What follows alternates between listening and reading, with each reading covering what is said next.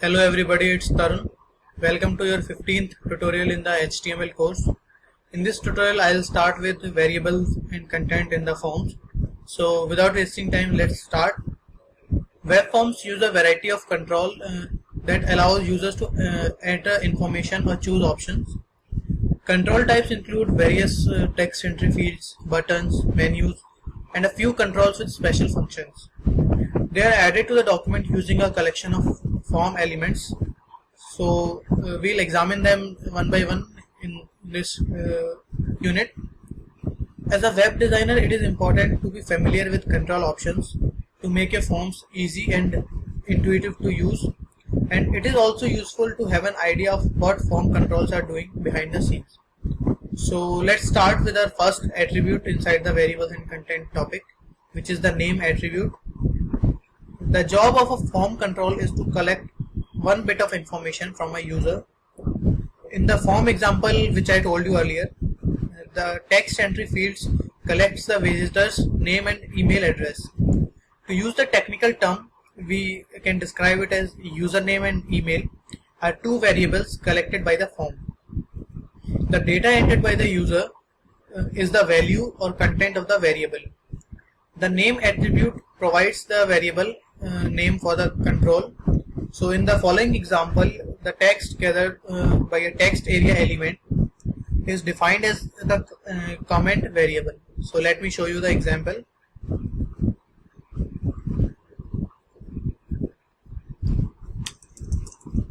Okay, we'll use this example inside the form element only. So I have made a text area element and in which I have given the name attribute and its value is comment. So it has 4 rows and 45 columns, and now let's see what will happen. So let me save it and run it. So here you can see that it is showing us that we can type a comment here. Okay, so when a user enters a comment in the field, it would be passed to the server as a name or value, or you can say variable content pair, just like this. If I type in a comment, this is a comment, okay, then the value content variable content pair that will go to the server, it will look like this. Just wait.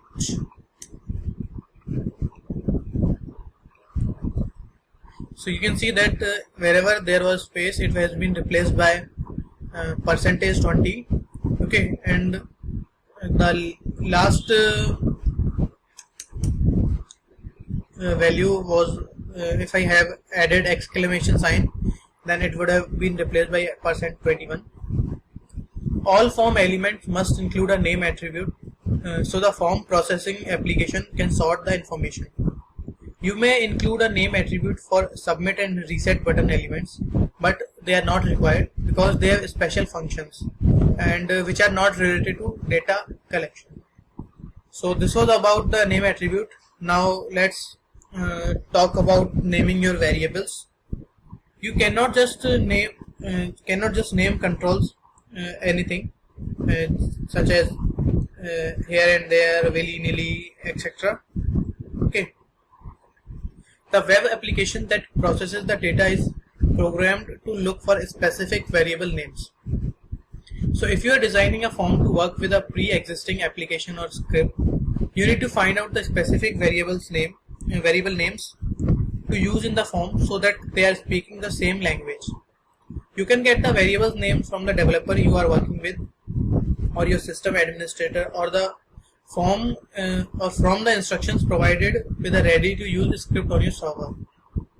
If the script or application will be created later, be sure to name your variables simple and descriptive, and to document them as well.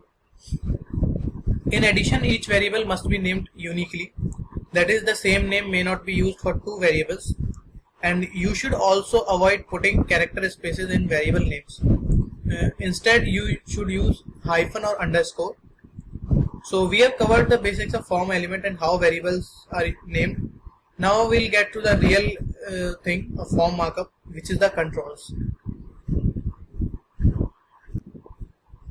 So we'll start with the form controls. So this is the fun part, and here you will be playing with markup that adds form controls to the page.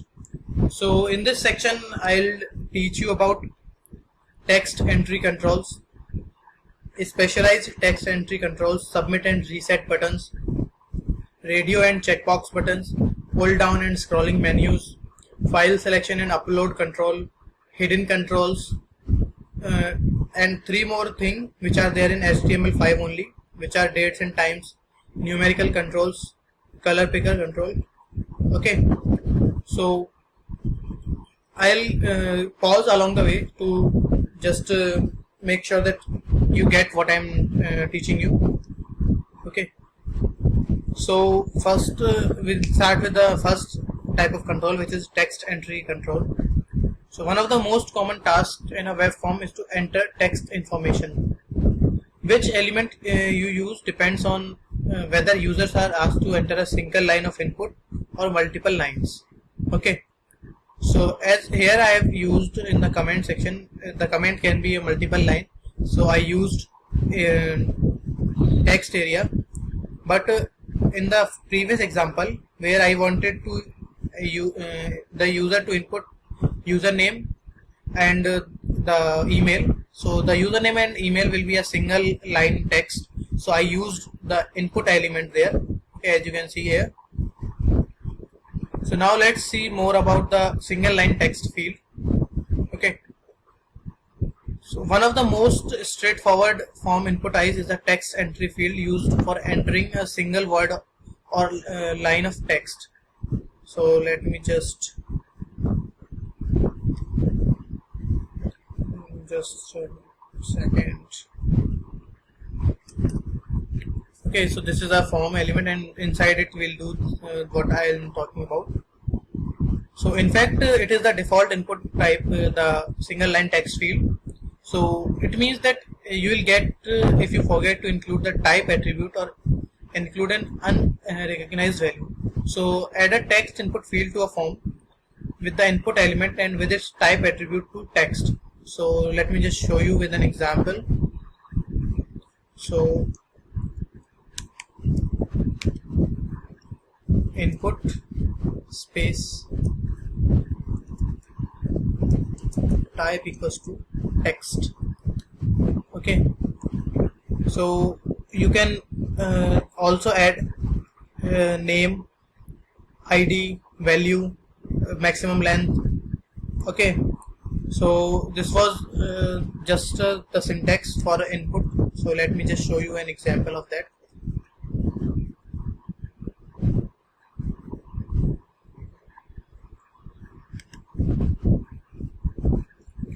Okay, so here I have labeled input type city, so where the type is text and the variable in the name for it will be city, and ID is form city, and value is your hometown. So and its maximum length can be 50. So if I save it, so now let's see what happens in the browser. So here you can see that it has shown me a text entry field, and here I can add my hometown. Okay, so there are a few attributes are there which I would like to point out. The first one is name attribute. So the name attribute is required for indicating the variable name. The next attribute is value. The value attribute specifies default text that will appear in the field when the form is loaded. So when a form is resetted, it returns to that value only. The next attribute I have used is maximum length, which is max length. By default, users can type an unlimited number of characters in a text field regardless of its size. So you can set a maximum character limit using the max length attribute if the form processing program you are using requires it. So this was single line text field. So now let's move forward to the next text entry field, which is multi-line text entry field. At times you will want users to be able to enter more than just one line of text. So for these instances, we'll use the text area element. that is replaced by a multi-line text entry box when displayed by the browser. Okay, so let me just show you an example of that.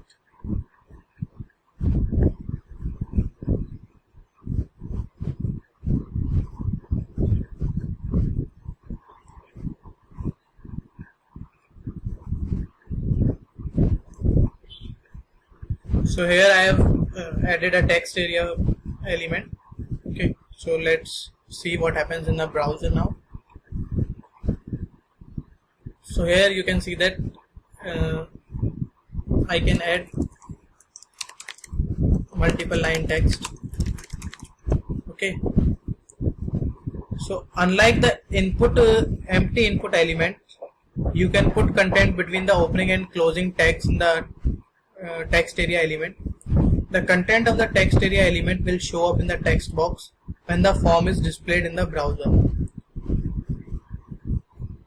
Okay, and it will also get sent to the server when the form is submitted. So carefully consider what goes there. It is not uncommon for developers to put nothing between the opening and closing tags and provide a hint of what should be there with a title or placeholder attribute instead. The new HTML5 placeholder attribute can be used with text area and other text-based input types and is used to provide a short hint of how to fill in the field.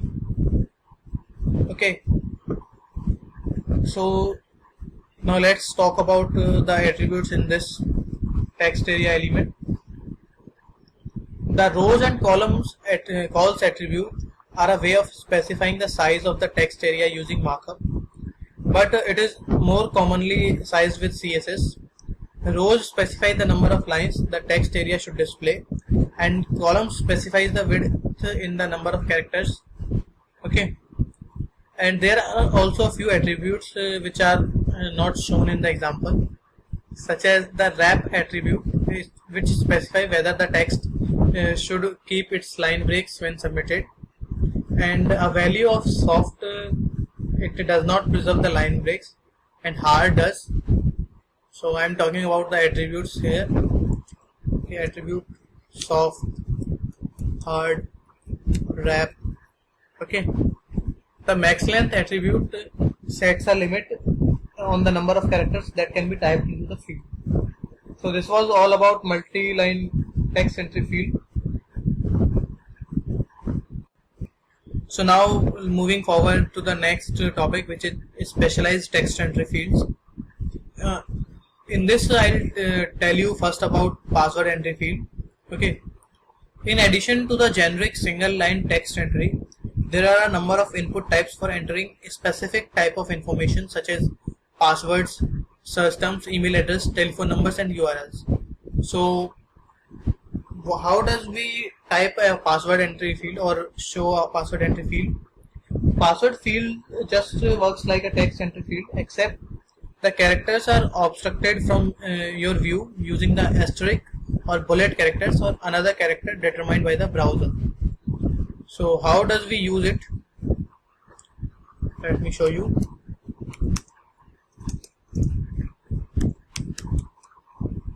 Input space type is the attribute, which is equals to password here.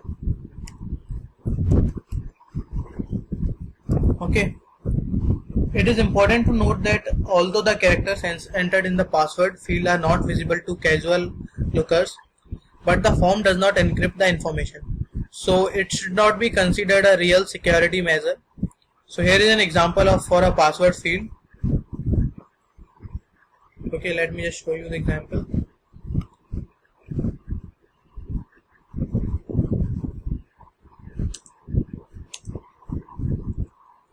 Okay, so here I have a list, login name, okay, and I have input type password. So and maximum length is 8, and name I have given it to PSWD, and ID is form password. So let's see what happens in the browser now. So here you can see that it has shown me the login, and if I type anything in there, then you can see that it is not directly being shown. Okay, and the maximum length I could have typed here is 8 characters only.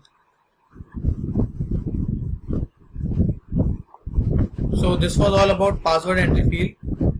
So now we'll see something of HTML text inputs. There will be 4 text inputs in HTML5 which I'll be telling you. Okay, so the one of them is search. So here there the value of type will be changed to search. Okay, the next one which I will be telling you is email, and the next one will be telephone numbers, TEL, and after that I'll tell you about URL. Okay, so until HTML5 the only way to collect email addresses, telephone numbers, URL or search terms was to insert a normal text input field. But in HTML5 the email, tel, URL and search input types give the browser a heads up as what type of information to expect in the field. So these new input types use the same attributes as the generic text input type described earlier. Well, as well as a number of new HTML5 attributes do this. So all of these type inputs are typically displayed as a single line text input, but the browser support them can do some interesting things with extra semantic information.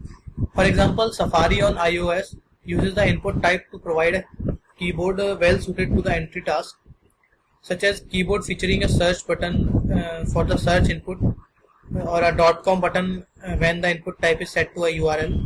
And browsers usually add a one-click clear field icon in search fields. A supporting browser could check the user's input to see that it is valid, such as making sure that the entered email is following the standard email address structure or not. Okay, so for example, Opera and Chrome browsers display a warning if the input does not match the expected format. Not all browsers support the HTML5 input types or support them in the same way. But the good news is that if the type isn't recognized, the default generic text input is displayed instead. So which works perfectly fine. There is no reason not to start using them right away. So this was all from my side in this tutorial. I'll just show you the examples which I was talking about the browser. So let me just show you to them. This was the example I was talking about. So here you can see in the browser, if the input type is email, okay, so the browser keyboards automatically shows you @ sign in the keyboard, okay, and if the input type is search, the search button is there, and if the input type is telephone, then your whole keyboard changes, and if an input type is URL, then you will get a .com in the keyboard. So this was all I was talking about. And this is all in this tutorial. In the next tutorial I'll start with submit and reset buttons. So thank you guys for watching. I'll see you in the next tutorial.